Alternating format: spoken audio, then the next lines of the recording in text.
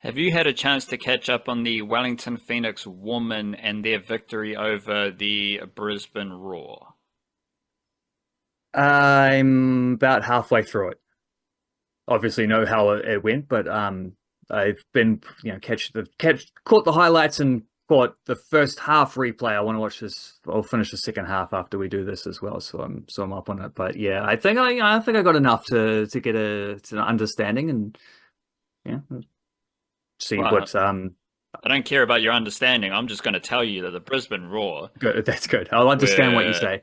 were dirty, and it was kind of it fired me up watching it, but it was kind of disgusting to watch the Brisbane Roar and their antics. Like they were playing rugby, and it was like yes, like there's certain derby football rules that apply, and I've like as someone on the outside looking in of football, there's like the two derbies that I've seen have been very physical games of football, but it was fascinating to watch Brisbane Roar just be blatantly dirty and to like be honest, take advantage of a referee who looked completely out of her depth and linos who looked completely out of their depth. Like they weren't doing anything either. Like it was a very interesting game to observe, and of course the Wellington Phoenix won, which made it pretty entertaining. And I bring this up kind of because I think there are similarities in how the Wellington Phoenix women and men play.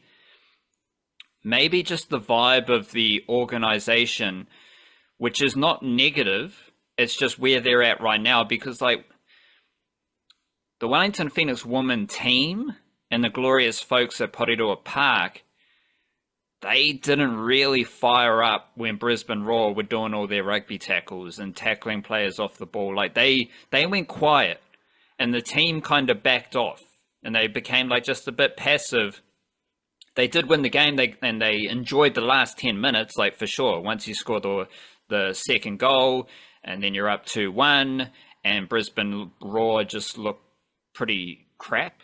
So you kind of get the sense that you're going to win. Then the fans and the players they're piping up. They're looking a lot more confident. But it was an interesting display because like I haven't seen an opposition team, primarily Auckland FC, be dirty in any way against Wellington Phoenix men. But I've seen Auckland FC be very physical and just more growing up than the Wellington Phoenix in those two derby games. And it was something that I observed against the Brisbane Roar on the women's side that I just thought was interesting. I don't think it means anything other than a very good victory for the Wellington Phoenix women because they were battling adversity. They were battling, like obviously they're from Wellington, so they know all about the breeze. They were battling conditions. They were battling a terrible referee. They were battling a dirty team that is apparently better than them, ranked third on the ladder. Wellington Phoenix women are now eighth on the ladder with 2 wins and 3 losses. But I just liked it. I liked the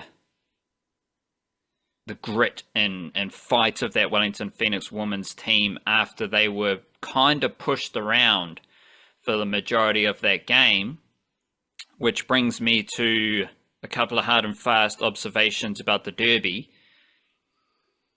Do you have any thoughts on Jeff Wilson, New Zealand football guru, leading the coverage with the broadcaster? Fewer thoughts than a lot of people seem to have, but one or two. I also what like one or two thoughts on what you're saying about the physicality of Brisbane in that game. I thought from what I've seen, through the first half and a chunk of the second half, and did get into the second half there. Wanted to see Olivia Kelly get a debut as well at 1 at halftime in that game. That's a nice little element to the Phoenix women's season. Finally getting their last import in and on the pitch is a big deal considering how I mean, Annalie Longo scored the 2 goals, but one was set up by, well, One was set up by Olivia Ferguson with a nice little layoff. The other one was, but after Longo had pressed and won the ball. The other was set up by Maya McCutcheon, but it was like a square pass, and then Longo went and dribbled past a couple players and banged it in.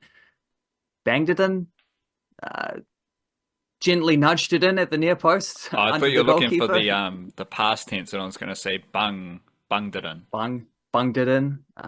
Banged is past Yeah, tense, isn't it? Yeah, well, anyway. Um, so yeah, it's some nice stuff there when you see like their imports that they have got on board have been pretty influential. So having another one of them it sounds like a good thing. I'll see how much she gets into the physical stuff in the second half when I catch up to it. But definitely, Tiana Jaber was all over that in the first half. In many ways, I thought the Phoenix actually kind of set the tone. I thought they came out quite physical. Yeah, Alyssa Whittam shoved a couple people over, and there's a few little not necessarily fouls, but like they just weren't backing down in challenges. And I got the feeling that Brisbane, who must be said were without two of their best players, because the Matildas have they for some reason they decided to cram two international windows into one international window, so they played 4 games in the time where you'd normally play two. But I mean, they have a big squad and a lot of A-League players, so Brisbane didn't have the best couple of players, and it felt like they kind of didn't react very well to that, which is an interesting point that I'll come around to because I agree entirely about what you said about Auckland FC. Sort of play quite grown man footy against Wellington Phoenix in the men's A League in both of the derbies there. And I think the Phoenix's reaction to it in game two in particular was quite notable. But on Jeff Wilson, from what I gather, he was just like a late call up. Whoever was supposed to be the main presenter just got sick. I can't remember who's been doing it. They had one of their like other Sky presenters from outside the football thing who's been doing the first couple of games, but I forget who. But sounds like Jeff Wilson was just the next man up, and I thought he did all right. I didn't get it once or twice when he threw out a footballing opinion where I'm like, yeah. I don't know. You sound like you could be talking about any old sport, but I thought he did pretty well for a late minute call up, and he mostly just stuck to his role of be the guy that facilitates the conversation. So I thought No, it it was all was right. so it wasn't a grand plan of Sky Sport to rugbyify. Like, oh my God, we got a big No, I sporting don't event. think We so. need to But make yeah, it rugby, and we're going to put Jeff Wilson into league because he did drop a few rugby references as well, which I'm sure the footballing community absolutely adored. The other good thing about well, it the was better Derby, him than John Kerwin. So even though John Kerwin does have a son who's an all-white, so he probably knows a fair bit about football. What we need is Jeff Wilson on the cricket coverage because he was also a black cat. why are you throwing these ideas out there? Let's just stop, please. Although the now you fired me up. You know the segment like we're watching the cricket and they go like the roving reporter type of thing. Yes, So yes. last year, a lovely chap, but the segment was consistently terrible, consistently awkward, cringy as anything can be, and that was reinforced by the fact that the dude from last summer is no longer doing it this summer, and they've got someone new to do it this summer who, respect to his whakapapa, he's a junior, so I he's was yeah. so like what you're a junior, so that's weird. But segment is just as terrible, just as cringy, just as I'm I need to change the channel regardless of whatever's on the channel that I'm changing it to because I need to get away from this roving reporter segment. And the one time where I don't quite change the channel quick enough, the roving reporter segment is talking to Craig McMillan in the stands. So if you didn't get enough Craig McMillan in commentary, the roving reporter segment is a chat with Craig McMillan, which made me lose the plot primarily because the Black Caps suck. And I'm also having to deal with these incredibly cringy segments, most notably more Craig McMillan. What a segment that was, eh?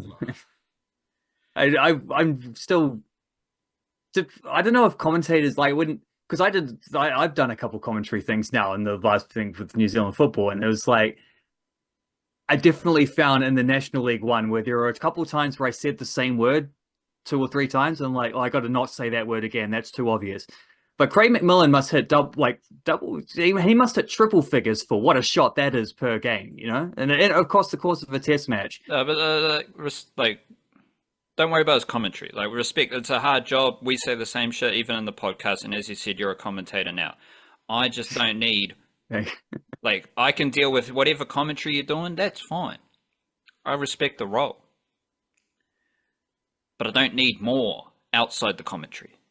And I certainly don't need. They just ran out of ideas. Well, that's the point. I don't need your roving reporter segment because we've had 2 summers now where it's just bad TV to the point where we've had 2 different dudes doing the same job because it's bad.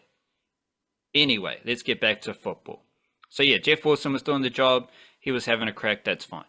But the best thing about this derby was the entrances of the 2 teams. We had the Port arriving on the steps behind you there, and I'm struggling to find any replays or anything like that because it was quite early in the pre-match. But the way they enter Mount Smart, the Temple of Mount Smart, the best rectangle stadium in Aotearoa, it was like, it gave me goosebumps watching the Port walk down the stairs, stop halfway on the stairs, you know, give their blessings to the Temple of Mount Smart, pay their respects, welcome to country ceremony. They arrive, it was beautiful. And then you also get the yellow fever. They've got a little clip here, fever tour.mp4, but it is David Tour. So it's Fever Tour David, TUA, which I thought was just a nifty bit of language. And they've got their own little vlog of the experience of going to Auckland and just seeing how they were entering the stadium and what they were up to as well. It's just a beautiful Aotearoa sporting spectacle. And I think we're all pretty lucky to have had 2 of them in the space of a couple of months. Obviously, Auckland FC are the big dogs of the A-League, not just the Derby, because they are 6-0 at the top of the ladder. This week, they are playing Melbourne City in Melbourne. Who are the Wellington Phoenix playing? They are at home with Macarthur FC. Quick ladder check. Melbourne City are 4th. Macarthur FC are 8th. Wellington Phoenix are now 5th on the ladder. Footballing matters. I felt like we didn't get enough G Philly for the Black Caps in Wellington or at Hagley. I feel like we might have got a bit too much of T-Pain for the Wellington Phoenix in the derby. I was a little bit surprised to see T-Pain pushing up into the attacking areas as without the football, they were pushing like 4 dudes up the field. And T-Pain was suddenly like as a right winger. That was just a little bit like, I wasn't expecting that. And of course, I don't know much about football, so I'm prepared to ride that wave. Did you have any thoughts on why Tim Payne was pushing so far up the field? Because it did seem like the Wellington Phoenix... Wait, so that started with the lineups, the lineup graphic, and it had Sheridan as a striker. And I think Jacob Spinley pointed out that was not how they would line up on the field. And then they came onto the field, and Sheridan was basically playing right back with T-Pain pushing right up into a right wing position, mainly without the football. But then when they were without the football, then Sam Sutton would just stay at left back. So it was kind of like, and we've talked about this, the Chiefy formation and style of play is very fluid, very changeable through the game with and without the football. But it was a bit of a shock to see early in that game the Wellington Phoenix pushing so many bodies forward in their press without the football. T-Pain's right up the field. Sam Sutton's kind of holding back on the left side. And I guess they were trying to limit the maybe. I don't know. What was your interpretation of all of that? Well, yeah, it does start with the lineups, which is a funky one because you know, the Wellington Phoenix have 8 players who have started every single game. And if Payne hadn't been injured last week, I think that would have been 9. Like they're very consistent in terms of the players that they've picked. Nathan Walker and Sam Sutton have sort of come in and out a little bit, largely because also Sutton's had 1 or 2 injuries. And obviously Paulo Retre's come into the side in place of Finro Conchi. It's more recently in the last few weeks, but generally speaking, very consistent lineup that they've been able to pick. And Auckland FC are the same. Auckland FC have 9 players who have started all of their, what is it now, 6 games so far. 9 players have started every one. Brimmer and Howison have rotated a little bit, and Sakai missed a game last week. That's it. Other than that, same lineup. But despite the fact that both of these teams really consistent sides, I saw that Auckland FC lineup just on their Twitter graphic thing with all the, the boy band posters and, and all that. And I knew exactly what their formation was going to be. I know exactly how they're going to line up just by seeing their names. I see the Wellington Phoenix team sheet, and it's the same every week. I see the Wellington Phoenix list of names, and I'm like, I don't know how that's going to look. And then on the coverage, they show the graphic, and I'm like, well, I don't know how that's going to look, but I know it's not going to look like that. I don't know how that keeps happening. Like when because on the National League final, I like dictated the graphic thing, or the formation graphic part. I'm like, yeah, put Luke Jorgensen there, put Monty Patterson at this spot, kind of thing. And I think I got it right too. So I pat on the back for that, even though it's not that hard because I just watched the other games and knew where they were. I don't know who does that for the Wellington Phoenix games, but I think in the A League you don't just, because we just got a team sheet that just had the names on the things, like these are the lineups, figure it out kind of thing. I think in the A League they get the team provide also not just the list of players, but I think they also provide a little graphic formation thing to the broadcasters. So I think that's how it works, and I suspect they just lie on them. And the Phoenix have a history of doing this for a while. Like they'll just put the wrong thing on there. But the point is that no matter what they say, you don't know the formation. So even if Auckland FC are lying, you know the formation they will line up in. Yeah, so if Auckland FC lied on the thing, we could figure it out. Phoenix do lie on the thing, and we still don't know. It's not like okay, this says Sheridan's a striker, but we know he's going to be here, kind of things. Like, well, no, we don't. Is he going to be right centre back? Is he going to be right fullback? He's played a game at right midfield. Like, we're not actually sure what they're going to do, because Chiefy likes to keep a few tricks up his sleeve, because he likes to have these. He's even said like he doesn't really like the idea of summarizing tactics and formations because his team is quite fluid. They have a bunch of different looks how they're going to look throughout any given game, and we saw this in the derby even more, like quite substantially, because Tim Payne is playing wing back, but a lot of the times Sam Sutton, who's the other wing back, is hanging deep in a 4, and Payne's pushing even further up to where he's almost like a winger. And then for a little spell in the second half, Tim Payne was practically playing as striker. I don't know if he was specifically as a striker, if he's just hanging out there, but it seemed like he was playing as a striker. And Kosta Barbarouses was drifting wide, and Hideki Ashige was drifting a little bit more wide. And I think Kazuki Nagasawa actually pushed up almost alongside Payne. So you had your midfielder and your right back playing as the 2 strikers, and your strikers out wide. It was very weird. I'd imagine that wasn't something that they were going to stick with permanently. I think that was just let's try this for 10 minutes, and then they subbed Tim Payne off and brought on Maka Rojas, and obviously went a little bit more closer to what plan A was going to be. But yeah, I can't figure out why they did that. My instinct is that I think Chiefy was maybe just overthinking things. Like, you got a lot of options, you got to pick something. Sometimes you just got too many options to pick, and you get in your own head a little bit about it. I don't like you overthinking or whatever. He had a plan, and he wanted to roll out his plan. He had multiple plans, but it was just it was just different, and that's all right. But I think ultimately, regardless of whatever tactics Chiefy wanted to do and execute, Auckland FC is the better team, and they've been the better team twice. And I don't think it's anything negative against the Phoenix, because again, in this derby, my takeaway was that Auckland FC is just more mature.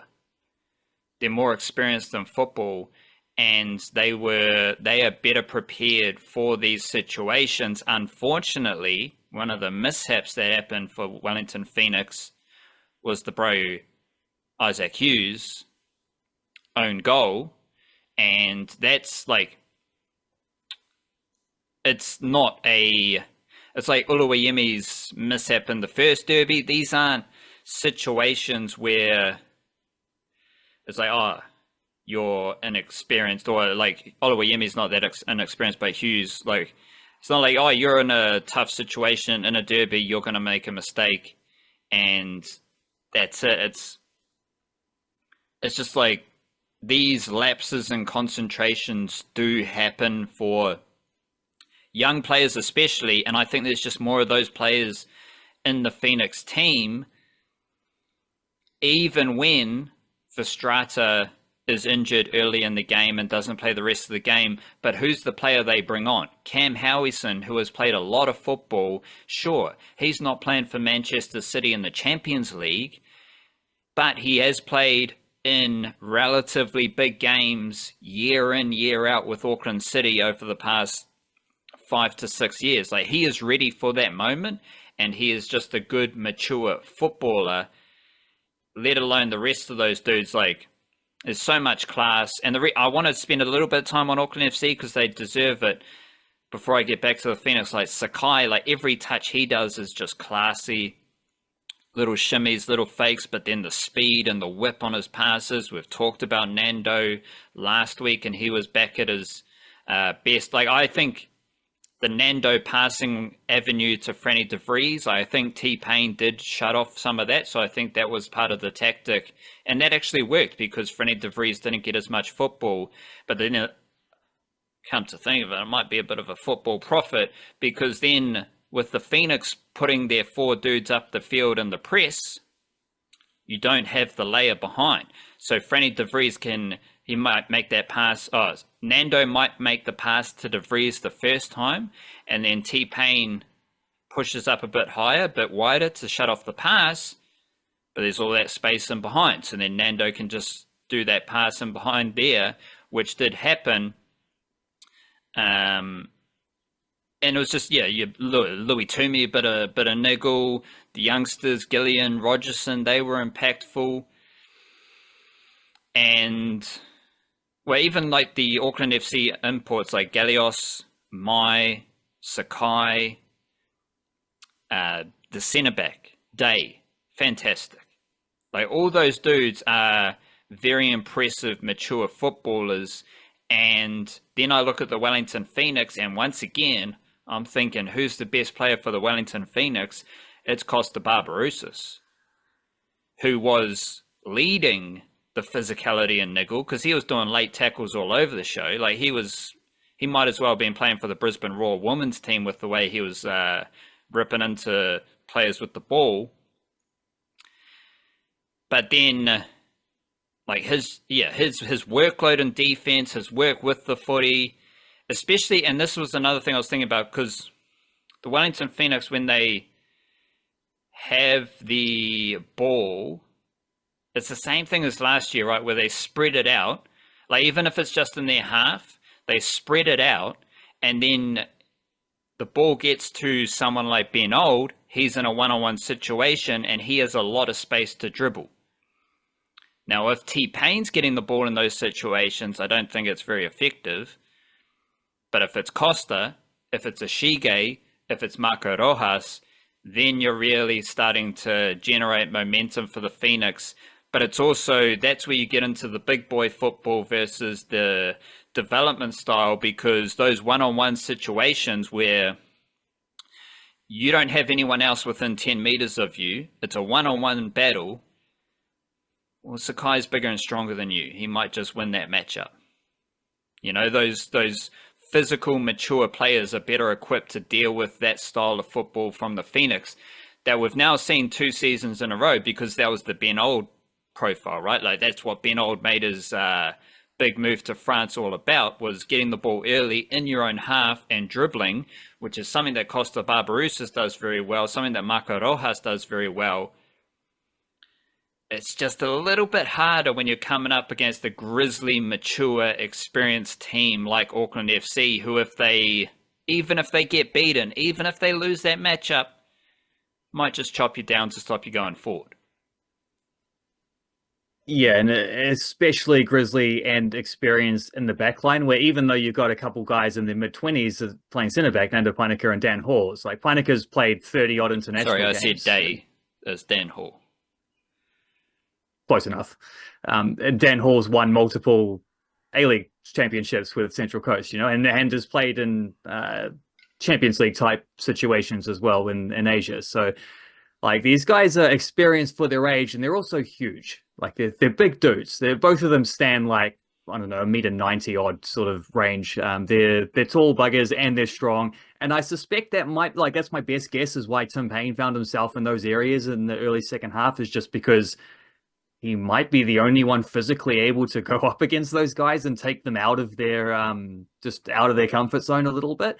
Because it certainly wasn't going to be Kosta. Kosta was having to get chippy because he's not about to shove them over. He's not going to run through those guys. And I thought, I did think Kosta had a great game. I also thought there's one example of what you're saying where the one-on-one battle went the way of the Wellington Phoenix over those Auckland FC defenders. One example of that, which is when he scored, and it was because he had a foot race against Tommy Smith. And there's a couple 34-year-olds running as fast as they can there, and Kosta ran a lot faster than Smithy. And that was the only thing. That was the only time where it looked like Auckland FC really got breached through something that wasn't like really excellent play or whatever. Well, that came from a turnover. That was Alex Rufus stepping up, winning the ball in the midfield. Which is to my point. The Wellington Phoenix, when they have their system and their structure, like they almost did. They passed the ball up the right side of the field, cut it back. Someone had a shot in the box, but when they're working the ball out of defense, they just kind of get isolated. And sometimes that's really effective because you got so much space to dribble into. But a lot of the time you're isolated against a better defender. And yes, Kosta Barbarouses was faster than Tommy Smith, but he lost most of the matchups with not Mr. Day, someone I just randomly created, but Dan Hall. Like, Dan Hall was dominating the matchup with Kosta Barbarouses time and time again. Which he and Painaka have done against everyone they've faced. Like, Kosta Barbarouses is still the only player to have scored against Auckland FC. That's the first goal they've conceded, which, by the way, brings up a kind of crazy milestone for Kosta Barbarouses, because he also scored his first goal against Western United earlier this season, just a couple of weeks ago. And because of that, because of the goal against Western, because of the goal against Auckland, he's the only, he has now scored against 15 unique A-League franchises. There have only been 16 unique A-League franchises. The only team he never scored against is the New Zealand Knights, funnily enough, because he never got to play against them because they only lasted 2 years. So they folded before he had made his debut. I mean, to have scored against Western and especially Auckland FC, which, first of all, no one else has scored against Auckland FC. So there's no one else who could have possibly more than 15 teams scored against. But to have scored against like North Queensland Fury and Gold Coast United, and then still be scoring goals against Western United and Auckland FC, takes a very kind of specific career there. So I'm not going to look that stat up because it's too hard to go through everyone who scored. It's be difficult. I think what's his name used to play for the Phoenix striker, and also Fornaroli was on about 12 as well. Barisha was on about 12. Like, these guys aren't up there with Kosta Barbarouses scoring against 15 different A-League teams. That is a pretty incredible achievement. I was just thinking, like, was Kosta Barbarouses the best player on the field? And I kind of think he was, but I don't want to say it with my chest, with my full wairua, because, like, Sakai didn't do anything wrong. Dan Hall didn't really... Sakai would be my nominee for best player on the pitch. Right, but like, he set up both goals as well as being awesome defensively. Well, there you go. So he's probably the best player on the field. But like, Dan Hall didn't do anything wrong. Nando didn't do anything wrong. I don't think Mai did anything wrong. That's the point I'm getting to about Auckland FC. They are the sum of their parts. They are a team where everyone is playing at a high level, but they're connected in how they do that. And I think the most important detail that I've been tracking with Auckland FC is how they because off the top of my head, comparing the two teams, Wellington Phoenix seem very spread out. Auckland FC seem a lot more compact. And I believe their ability to win the ball in the opposition half sets the tone for everything. Because when you're doing it that high up the field, you need to be connected with the men behind you. You need to be connected with the men either side of you. And then you only need to go like 10 meters to get a goal scoring chance. Like I saw the Wellington Phoenix cut Auckland FC apart by passing from their goalie to the opposition goal.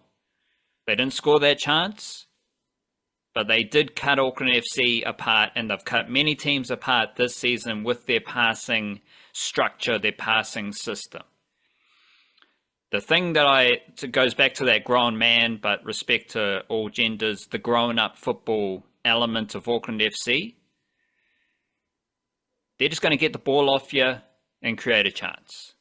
Like, it seems more simple, seems more effective, but there's a lot of high quality players who are playing their role in that style, in that system, like the Warriors of 2023, where none of those dudes have to go above and beyond, you know, like Sakai doesn't have to be an absolute maestro. Yes, they lost Verstrada, but Howison did a pretty nice job in the center of midfield. Dan Hall doesn't need to be a dominant beast at centre back because he's got another good centre back right beside him. Like, it doesn't, like, that's the thing about Auckland FC that I love. Unfortunately, Alex Paulson, is it his twin brother or is it just a brother that looks a lot like him?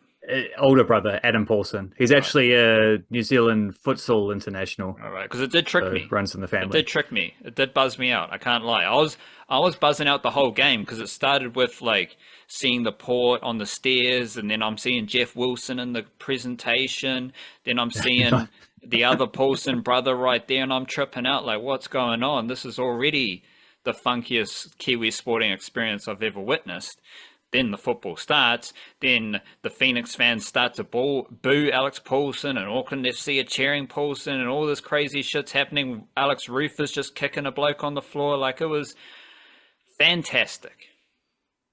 But my point about Auckland FC is, yes, Paulson conceded a goal. Unfortunately for him, he has now conceded one goal in his, like, this isn't true, but in his life as a professional goalkeeper, whatever, like, somehow it feels like it, yeah. And the goal Save he percentage conceded has plummeted from 100% to 95% this season.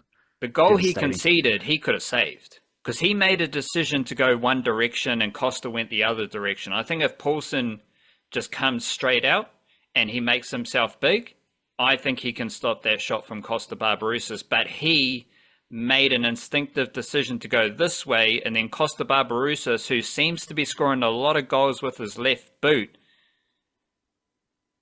but he's scoring a lot of goals full stop. No, but he scored last week with his left boot, didn't he?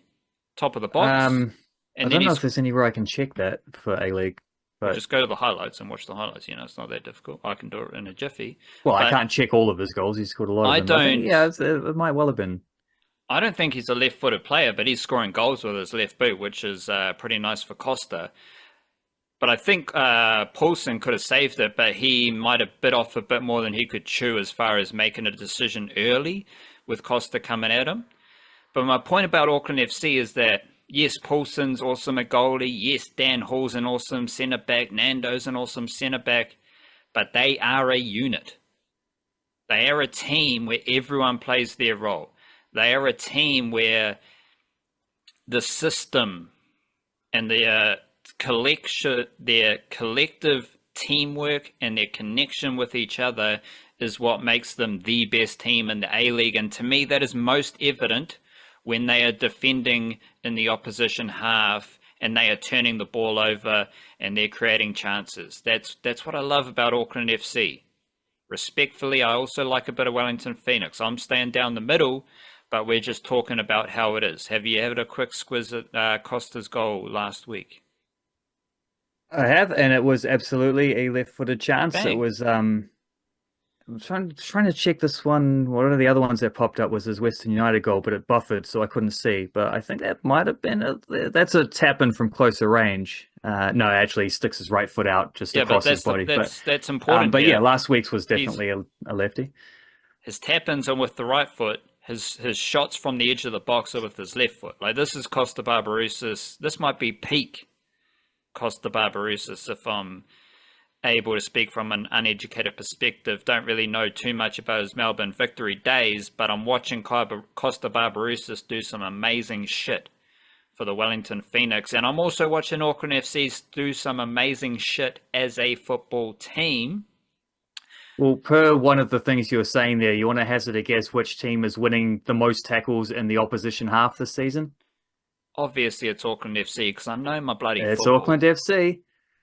It's Auckland FC. They're just, yeah, I think that's exactly the point about them is they are compact, they're structured, and they've just got good mentality about how they play. Like they will wait it out if it takes until stoppage time. They've scored a lot of late goals this season. They'll wait you out until you make a mistake. Or maybe you make a mistake in the first half, like the Phoenix did. And I think that goal was less an Isaac Hughes mistake. I think he's just in an awkward position where he probably should have ducked out of the way because I don't think Liam Gillian was behind him, but I don't think Gillian's going to be able to do anything with that cross because it's absolutely slammed across by Sakai.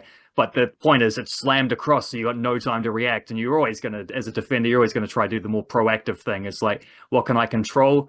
I can control sticking my head on this and trying to clear it. Unfortunately, he was just in a bit of a no-win situation there, maybe. But the mistake was earlier when you see Sutton and Ishige both covering one guy on this thing, and no one tracks the run of Sakai. And you actually see, if you look at it, you'll see Sutton points to Ishige, like points to the space that's being left behind.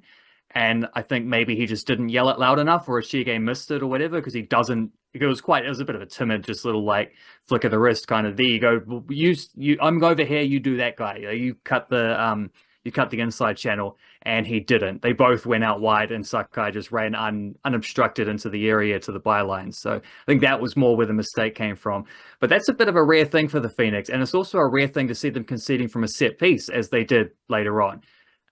Sutton and Kolakowski, neither of them could get a header up against Peinecker, which, yeah, understandable. Peinecker's huge, but also, yeah, at least got to get up there and challenge and make it tough for him. And neither of them really did that, which is out of character. And I also thought this is what I was saying before about the body language. I thought the Phoenix looked really frustrated in that game. They had gotten 5 yellow cards combined in 5 games. In this game, they got 5 yellow cards alone. Like just in this game, they matched their yellow card total from the entire rest of the season in this lone game, and that doesn't even include the yellow card that Italiano got on the sideline as well. He said afterwards he got booked for putting a water bottle down, which I don't think that was the reason, but I also don't know what he did. Sometimes they just give the card to the coach because he like represents the technical area. It might have been someone else, but well, we all know who knows? what he But the did. point Like, is let's not pretend. well, he's yelling at stuff, Yeah. he's barking away. Yeah, whatever. But even like Kosta Barbarouses, you could see him. It's just he looked frustrated, more frustrated than usual, and Alex Rufer looked really frustrated at times. And I got the feeling they were part of this frustration is because they couldn't do entirely what they wanted. Like the plan, it's not like the plan wasn't working. Chiefy said afterwards he felt like they executed things pretty well. It's just they conceded a couple uncharacteristic goals, and that changes the course of the game. And allowed Auckland FC to play to their strengths by just managing things and not having to take crazy risks along the way. And yeah, it looked uncharacteristic from the Phoenix to get that emotionally worked up. They are quite a process-driven team. You don't normally see them getting antsy, getting kind of a little bit wild out there on the football pitch. But I think you got that in this game. And I think maybe they let the emotion of the occasion affect them a lot more than Auckland FC. Although I do think Auckland FC, after they scored that second goal, they started coasting a little bit and let the Phoenix back into the game. And Chiefy did say he felt if the game went 5 minutes longer, they would have got an equalizer. I don't know if I'd guarantee a 5-minute break, but I do think they were starting to take more control. And you were in the last sort of 10 minutes after Costa scored, especially starting to see a lot more Marco Rojas touches. So that's the thing. Like Auckland FC feel like a fully formed team. The Phoenix, they still feel, like I've said a few times, they still feel like a team that's building towards something. Like they're not the final product. They haven't been able to get their best guys on the pitch all together for long enough so far. And they're scratching the surface. There's more to come, but yeah, I don't think they handled that occasion all that well, and that probably had a fair bit to do with how the outcome went. But I also think that is a credit to Auckland FC, because not only did they handle it very well, they handled it in a way that forced Wellington Phoenix to react in an uncharacteristic way themselves. So, that was brought on by how good, how structured, how little Auckland FC gave the Wellington Phoenix to work with. And there were still moments within that. Like you said, there were passing moves where they did cut Auckland FC up a little bit.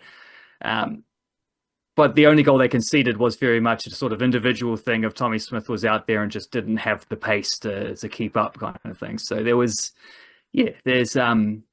stuff to work with for Wellington Phoenix, but bottom line, Auckland FC have won both of these games. They are the better team right now. That doesn't happen accidentally, and they've won them by playing the way that they like to play as well. They haven't had to adapt or rely on any freak circumstances.